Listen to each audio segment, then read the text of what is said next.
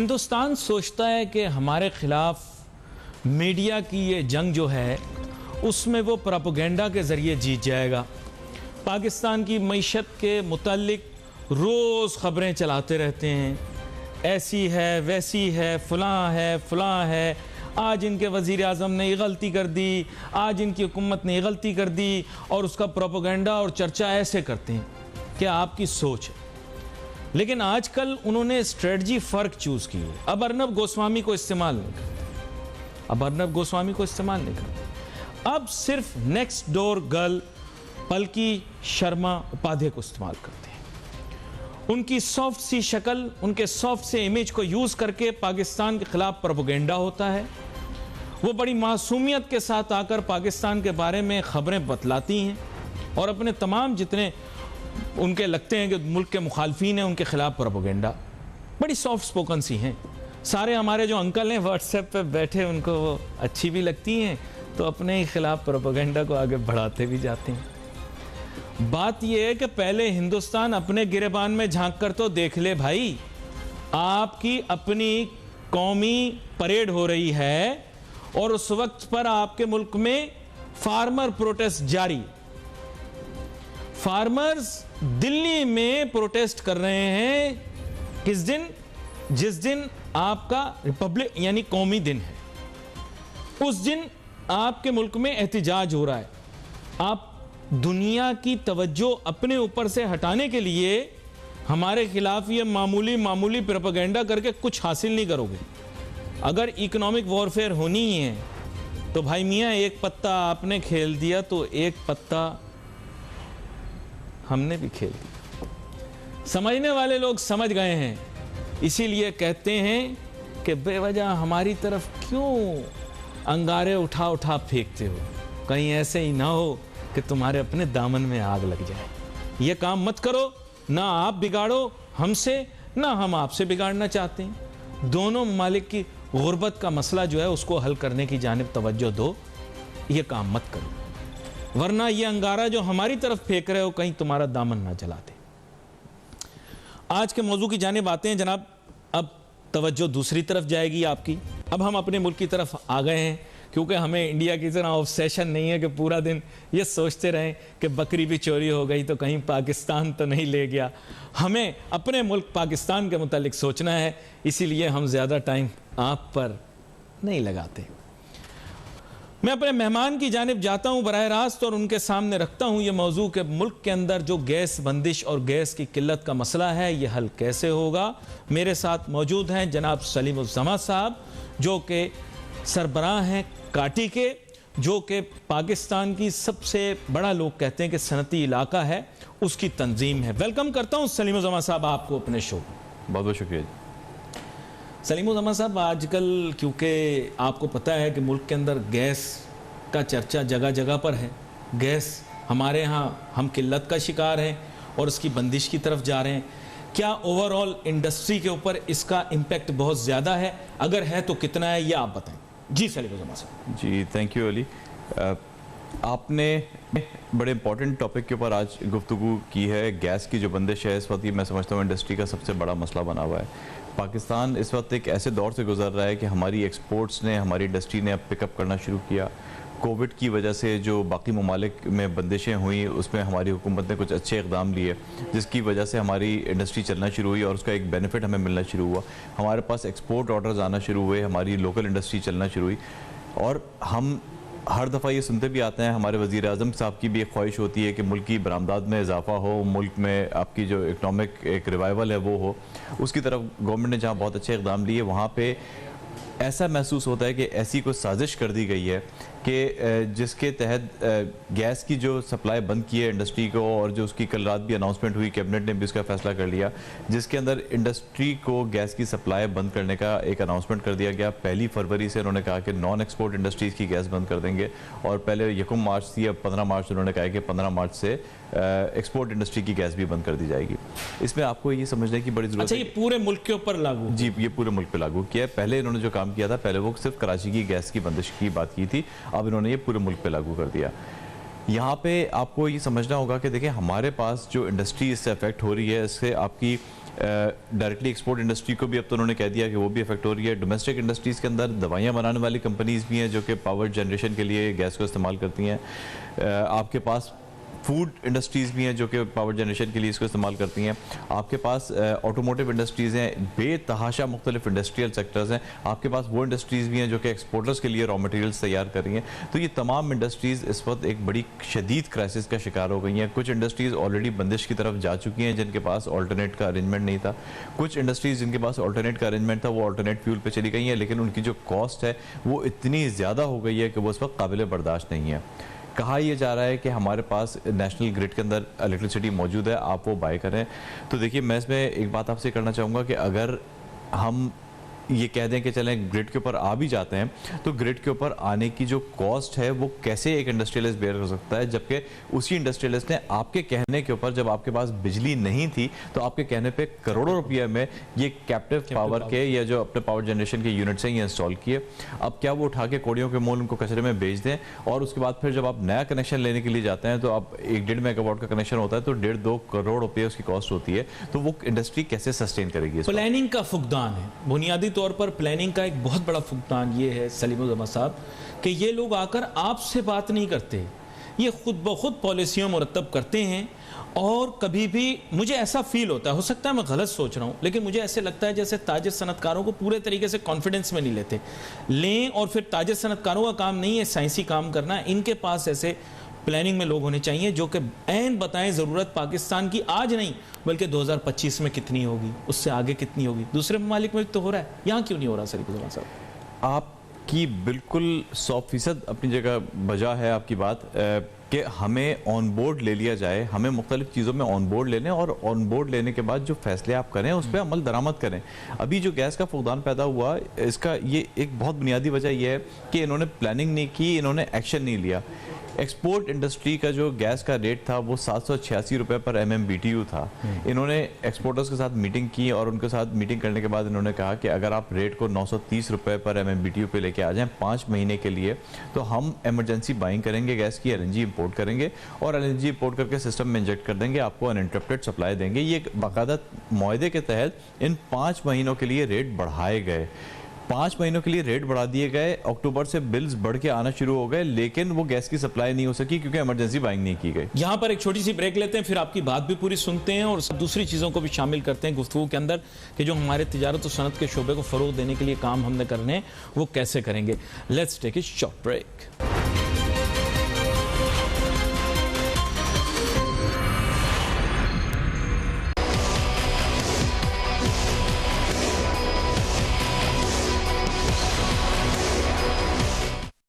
नाज़रीन, welcome back after break. गुफ्तगू break पे जाने से पहले हम कर रहे थे गैस की बंदिश के मुतालिक, गैस की किल्लत के मुतालिक, और अब हमें ज्वाइन कर रहे हैं FPCCI के सदर जनाब नासिर हयात मग्गू साहब। वेलकम करता हूं सर आपको शो में। Thank you very much. Nasir Hayat sahab, अब बात कुछ ऐसी है कि मुल्क के अंदर अब ये कह रहे हैं कि जनाब हमारे पास कुदरती गैस के ज़खायर इतने मौजूद नहीं हैं और निज़ाम में मौजूद ना होने की वजह से हम ना तो ये सनत तक पहुंचा सकते हैं ना तिजारत तक पहुंचा सकते हैं, और जो लोग इसमें काम कर रहे हैं उनके लिए इसकी किल्लत का सामना भी करना पड़ेगा और बंदिश भी होगी। इसका मुल्क की मईशत पर क्या असर होगा, इसके बारे में हमें बताएं। देखिए, जो इस वक्त गैस बंद करने जा रहे हैं इंडस्ट्रीज की, ज़ाहिर इंडस्ट्रीज बिल्कुल इससे मुतासिर होंगी। हमारे पास 10 डिस्कोज हैं जो डिस्ट्रीब्यूट करती है गैस, ये जो बिजली, और 10 की 10 लोड शेडिंग करती है। जब लोड शेडिंग होती है आप एकदम पावर बंद कर देते हैं पीछे से, तो उससे क्या होता है, उससे जितने भी आपके जो हमारे पास फैक्ट्रियों में तहसील के जो आलात लगे हुए हैं उसमें कार जुड़ जाते हैं, उसमें और बहुत सारी प्रॉब्लम खड़े हो जाते हैं क्योंकि इनके पास जो सप्लाई है वो अनइंटरप्टेड और क्वालिटी सप्लाई तो है ही नहीं। तो अगर ये शिफ्ट कर दें और अपनी बिजली दे भी दे तो भी इसका बहुत बड़ा नुकसान होगा कि लोग इक्विप नहीं है। कई सालों से वो अपने कैप्टिव पावर प्लांट लगा के बैठे हैं, उनके पास एफिशिएंसीज है, इनके पास एफिशिएंसी नहीं है। वो कैप्टिव पावर प्लांट में वो स्टीम भी यूज कर लेते हैं, हॉट वाटर भी यूज कर लेते हैं, तो पूरा निजाम धर्म कर देंगे इंडस्ट्री का। अच्छा, इस सिलसिले में आपने फेडरेशन में एक बाकायदा एहतजाजी प्रेस कॉन्फ्रेंस भी की, उसके मुतालिक भी हमें बताएं, और बाकी ताजिर सनतकार जो हैं उन्होंने क्या राय का इजहार किया आपके साथ मिलकर। देखिए, सबसे पहली बात यह है कि इसमें पाकिस्तान की जितनी इंडस्ट्रियल एसोसिएशन थी जो प्रोडक्शन करती है, सब शामिल थी इसमें। एप्टमा थी, इसमें THMA थी, प्रिग्निया थी, लेदर वाले थे, सारे हर किस्म के जो भी इंडस्ट्रियलिस्ट थे सब इसमें मौजूद थे। और सबका कहना ये है कि अगर उन्हें कोई चेंज करना है तो हमको बैठते, कोई 1 साल 1.5 साल का टाइम देते, हम अपनी इक्विपमेंट ठीक करते। हम अपने पास, अब कई लोगों के पास 5 मेगावाट है लेकिन बिजली का कनेक्शन 1 मेगावाट उन्होंने कभी लिया था, अब उनके पास तो कनेक्शन ही नहीं है। और 4 महीने 3 महीने 6 महीने इसमें लग जाएंगे, तो सिस्टम ही नहीं है और इनके पास क्वालिटी की पावर ही नहीं है, ये कर ही नहीं सकते इसको। ये तो एक काम का कोई एक बगैर होमवर्क के काम कर दिया इन्होंने।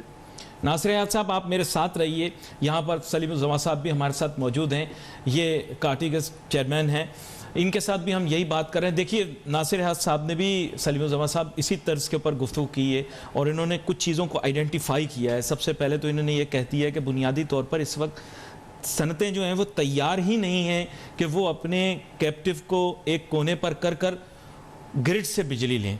तो क्या हुकूमत के साथ आप लोग भी इस सिलसिले में कोई मुज़ाकरात करना चाहते हैं, कोई वे आउट निकलेगा, क्या कहते हैं आप?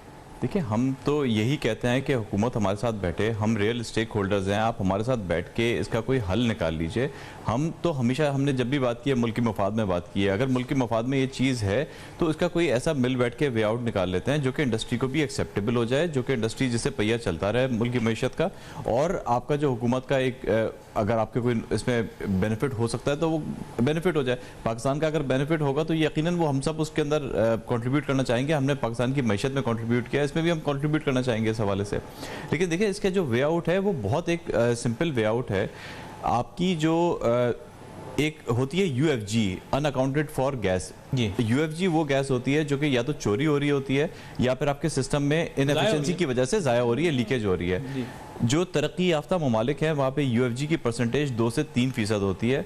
बांग्लादेश जैसे मुल्क में जो, और बाकी तमाम जो तरक्की याफ्ता मुल्क हैं, बांग्लादेश के अंदर भी इस वक्त 5% UFG है और पाकिस्तान के अंदर जो गवर्नमेंट क्लेम करती है वो 15% है। ख्याल ये किया जाता है कि 15% से भी ज़्यादा है, लेकिन चले अगर हम 15% भी ले लें, सिंध की जो टोटल गैस है, गैस की प्रोडक्शन वो इस वक्त तकरीबन 2000 MMCFD है।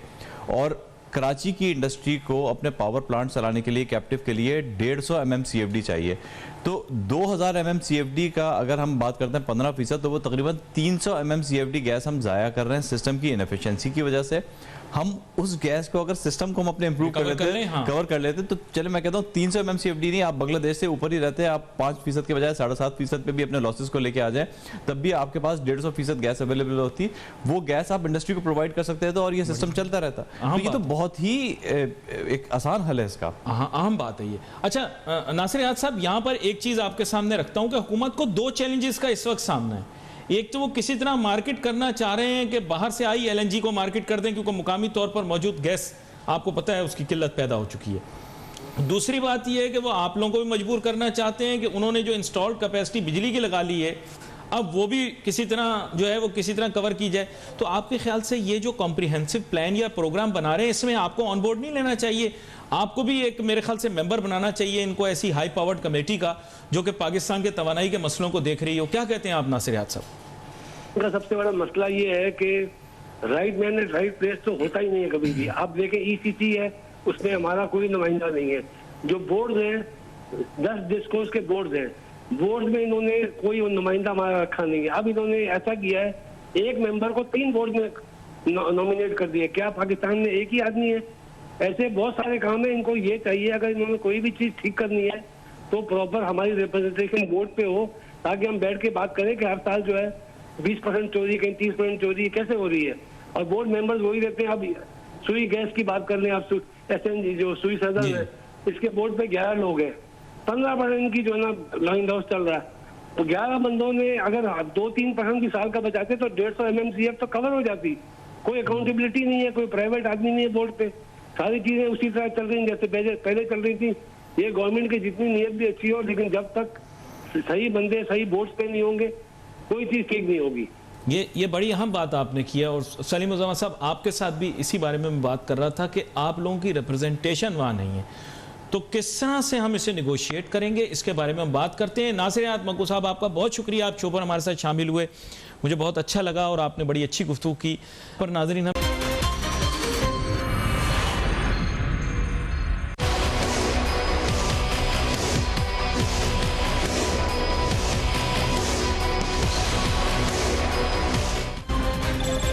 नाजरीन वेलकम बैक आफ्टर ब्रेक। गुफ्तगू हमारी जारी है सलीम उज़्ज़मा साहब के साथ। अब बात ये हुई सलीम उज़्ज़मा साहब के, जैसे मैंने कहा कि ताजिर सनतकार तंजीमें हैं, इनके रहनुमाओं को भी मौका मिलना चाहिए, ये भी हुकूमत के साथ अहम स्टेक होल्डर वाली पोजीशंस के ऊपर बैठे। लेकिन गैस की बंदिश और गैस की किल्लत एक मौजू है, मसाइल तो बहुत बड़े बड़े हैं।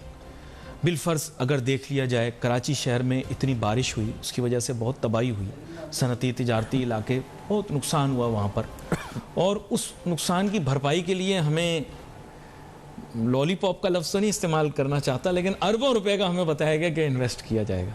सर काफ़ी महीने हो गए, कितने अरब आ गए आपकी तरफ यहाँ काम करने के लिए, मैं जानना चाहता हूँ। जी सलीम उज़्ज़मा साहब। देखिए, आपने बात की कि हमारे पास यकीनन बेतहाशा और दीगर मसाइल हैं। गैस की बंदिश तो आजकल एक बड़ा हॉट इशू है, इस पर हमने काफ़ी डिस्कस कर लिया। इसके अलावा अगर हम इशूज़ की बात करें तो हमारे पास इंफ्रास्ट्रक्चर का मसला यहाँ पे मौजूद है। हमारे पास यहाँ पे लॉज से रिलेटेड बेतहाशा मसाइल मौजूद हैं। 1899 का कोई एक्ट है, स्टैम्प एक्ट, वो आज तक इन्फोर्स किया जा रहा है। इसके अलावा इंडस्ट्रियल एक्ट भी मेरे ख्याल से पुराना ही है, नया नहीं है, जदीद नहीं है। मुझे पता नहीं, कह रहे हैं अमेंडमेंट की, उसमें मुझे देखिए मुल्कों के अंदर ये जितने भी लॉज हैं, एक्ट्स हैं, वक्त के साथ साथ बदलते हैं। अब वक्त इतनी जल्दी से बदल रहा है। मैं आपको एक छोटी सी स्टैम्प एक्ट की बात करूं। स्टैम्प एक्ट ये कहता है कि आप किसी के साथ भी कोई अपना एग्रीमेंट करेंगे, कोई एम्प्लॉय भी करेंगे, तो उस पर आप रेवेन्यू स्टैम्प लगाएंगे। अब आजकल एग्रीमेंट तो व्हाट्सएप के ऊपर हो रहे होते हैं, आजकल एग्रीमेंट इसके ऊपर हो रहे होते हैं, ईमेल्स के ऊपर हो रहे हैं, डिजिटलाइजेशन हो गई। तो आप वक्त के साथ साथ अपने सिस्टम्स को अपडेट करें, क्योंकि मौजूदा जो लॉज हैं इसका सिर्फ एक मकसद है, और वो मकसद है कि यहाँ पे इससे करप्शन प्रमोट हो रही है। इसके अलावा और कोई इसका वो नहीं है। हम ये चाहते हैं कि आप हमें ऑन बोर्ड लें मुख्तलिफ इशूज़ के ऊपर, इंफ्रास्ट्रक्चर के मामला पे आप हमें ऑन बोर्ड लें। यहाँ पे कुरंगी इंडस्ट्रियल एरिया की अगर हम बात करें, इतना बड़ा आपका इंडस्ट्रियल एरिया, मुल्क का सबसे बड़ा पाकिस्तान का इंडस्ट्रियल एरिया, इतना रेवेन्यू अर्न करके दे रहा है। बारिशें होती हैं तो आपके पास एंट्री एग्जिट पॉइंट आपके सारे कट ऑफ हो जाते हैं। आपको आने के लिए एक ये वाहिद जाम सादिक ब्रिज का रास्ता बचता है, और वो भी वाइब्रेट कर रहा होता है क्योंकि उस पर रश इतना हो जाता है, ट्रैफिक जैम होता है, तो वो ब्रिज भी मखदूश हालत के अंदर है। तो यहाँ पे आप हमें ऑन बोर्ड लें, हम आपको बता दें कि कहाँ पे इंफ्रास्ट्रक्चर की डेवलपमेंट में किस तरीके से रोल प्ले करें।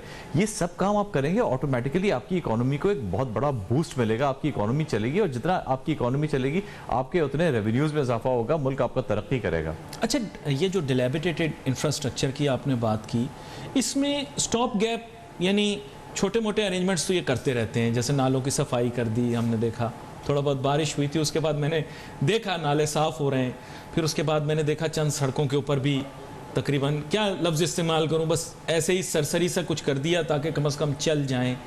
लेकिन उसके लिए भी एक कॉम्प्रिहेंसिव प्लान चाहिए। ब्रेक के दौरान हमारी बात हो रही थी, और इससे पहले भी आप प्रोग्राम में बात कर रहे थे कि बहुत से सनती इलाके कराची शहर में मौजूद हैं, पूरे पाकिस्तान में। Let's talk about all of Pakistan, क्योंकि आपके यहाँ जो यहाँ सनत तिजारत में काम कर रहे हैं वो तो पूरे पाकिस्तान से आए हुए हैं, कंपनियां भी मल्टीनेशनल भी आप बता रहे थे यहाँ काम कर रही हैं। तो सर, ये इंफ्रास्ट्रक्चरल अपग्रेड के लिए अब क्या क्या करने की ज़रूरत है, और इसके लिए भी एक आपके ख्याल से क्या प्लानिंग कमीशन के अंदर एक खास तौर पर कोई कमेटी बिठाई जाए या कोई खास काम किया जाए, क्या कहते हैं आप?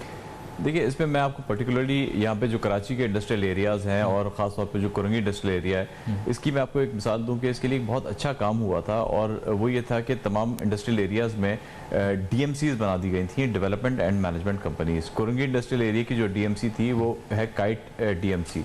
काइट का अब जो फंक्शन है वो ये है कि यहाँ पे इंफ्रास्ट्रक्चर के लिए आपको गवर्नमेंट की तरफ से जो फंड्स मिलेंगे उनको आपने एग्जीक्यूट करना है। हमें मिसाल के तौर पे फंड्स दिए गए, तो जाहिर है कि अब ये क्योंकि हमारा इंडस्ट्रियल एरिया था, हमने इसको ओन किया। अच्छा, वो जो कंपनी है उसके अंदर 70% प्राइवेट सेक्टर के डायरेक्टर्स हैं और 30% गवर्नमेंट सेक्टर के उसके बोर्ड ऑफ डायरेक्टर्स हैं। तो काइट DMC ने एक हमने प्लान ही तरतीब दिया। हमने कहा कि हमें कॉस्मेटिक काम नहीं करना कि चूना लगा दिया सड़क पे या ऊपर से हल्की सी कारपेटिंग कर दी। हमने कहा कि जो अंदर का इंफ्रास्ट्रक्चर है हम पहले उसके ऊपर वर्किंग करेंगे, उसके बाद फिर मजीद जब फंड्स मिलेंगे तो उसके बाद फिर ऊपर की कारपेटिंग और ऊपर के जो इश्यूज हैं उसको एड्रेस करेंगे। हमारा एक सबसे बड़ा मसला था कि जो पानी आता है उसको हमने पहुंचाना था, ट्रांसपोर्ट करना था, वेस्ट वाटर के ट्रांसपोर्टेशन का पंपिंग स्टेशन तक जाता है PS2 तक, तो उसके लिए आपकी कोई जो लाइन्स थी वो सारी डैमेज थी। तो राइजिंग मेन एक हमने कंप्लीट की। इस तरीके से और मुख्तलिफ प्रोजेक्ट्स थे जिनको हमने कंप्लीट किया। रोड्स की कारपेटिंग भी थी इसके अंदर, सीवरेज सिस्टम का पूरा अपग्रेडेशन थी, तो उस पर बहुत काम किया। तो अगर आप काइट DMC इसी तरीके से यानी ऑलरेडी इस पे काम हुआ है, सिर्फ उसकी जानिब बढ़ना है। लेकिन इसके अंदर अब मैं आपको एक छोटी सी बात मैं करूंगा कि देखें, इसके लिए सिंध हुकूमत ने फंडिंग देनी थी और मैचिंग ग्रांट देनी थी फेडरल गवर्नमेंट ने। सिंध हुकूमत की तरफ से फंडिंग आ गई थी, लेकिन आज तक जो फेडरल गवर्नमेंट का वादा था, जो बहुत जब पहले कई दिहाइयों पहले वो किया गया था, वो आज तक फेडरल गवर्नमेंट की तरफ से कोई फंड मौसूल नहीं। तो इस पर काफ़ी हद तक पेशरफ्त की ज़रूरत तो मैं चाहूँगा कि हुकूमत भी इस जानिब तवज्जो दे, क्योंकि तिजारती सनती इलाके अगर बेहतर होंगे तो फिर काम भी हमारा अच्छा होगा। शुक्रिया आप शो में हमारे साथ शामिल हुए। नाजरीन, we wait for messages on Facebook. Ali Nasir हमारी टीम को इजाज़त दीजिए। अल्लाह हाफ़िज़।